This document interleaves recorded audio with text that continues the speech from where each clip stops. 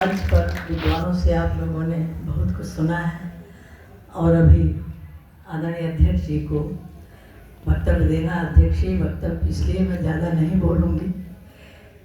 अभी प्रातः स्मरणीय जगदीश गुप्त जी की स्मृति को नमन करते हुए बहुत सारी यादें हैं उनके साथ। इलाहाबाद में थी मैं, नागवासुकी पर जाना, वहाँ उनकी कलाकृतियों को देखना, उनके साथ आकाशवाणी दूरदर्शन में भी कई बार मैंने उनका साक्षात्कार लिया और इतना स्नेह रखते थे कि मेरी एक कविता कुछ अपनी पुस्तक में उन्होंने कोट की थी जो मुझे नहीं मालूम थी और डॉक्टर मिश्रा जी ने मुझे बताया कि डॉक्टर साहब ने आपको कोट किया है और आपने वो पुराना अंक उसका निकाल कर उसकी फ़ोटोकॉपी मुझे भेजी।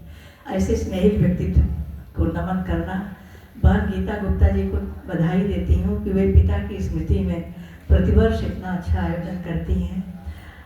अब की मैंने जब 10 जुलाई कार्यक्रम किया तो वो पूर्ण स्मृति धर्म ये शीर्षक था डॉक्टर साहब के सुझाव पर कि बुजुर्गों को, अपने पूर्वजों को, गुरुजनों को स्मरण करना भी पावन धर्म है। उसी पर केंद्रित व्याख्यान हुए और उसी पर केंद्रित स्मारिका निकली है। मैं ज़्यादा न बोल करके भाई साकेत जी ने अभी कुछ यादें दिलाई, भाई श्याम सुंदर मिश्र मधुर जी की। इतना स्नेह रखते थे। जब कोर्स में कानपुर यूनिवर्सिटी के कोर्स में मेरा लगा, नाम आया, तो वहाँ से ले करके सिलेबस लेके ऑफिस में आए मुझे देने के लिए कि तुम्हारा कोर्स में नाम आ गया, तुम्हारे ऊपर प्रश्न आएगा।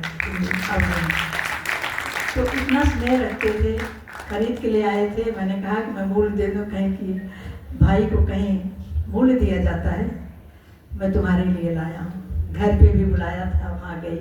हम लोगों ने भाभी जी बहू रानी के हाथ से स्वादिष्ट भोजन किया। इतना पारिवारिक संबंध ये लोग रखते थे जो पुराने हमारे पूर्वज लेखक थे कि वो लगता ही नहीं था कि हम कहीं दूसरे घर आए हैं या कहीं दूसरा कोई, कहीं भी मिलते थे। इन लोगों की आत्मीयता हमारा संबल है।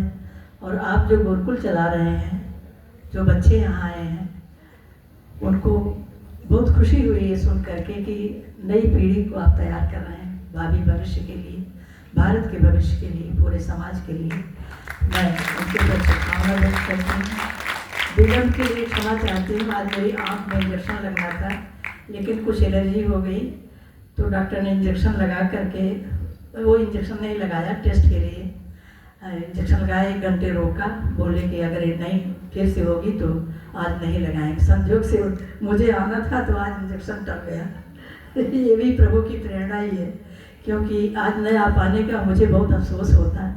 मैंने भाई साहब से कहा मिश्र जी से कि मैं नहीं आ पाऊँगी, तो उन्होंने कहा ये ज़रूरी है। लेकिन देखिए विधि का विधान ये टल गया और मैं आप लोगों के बीच आ गई।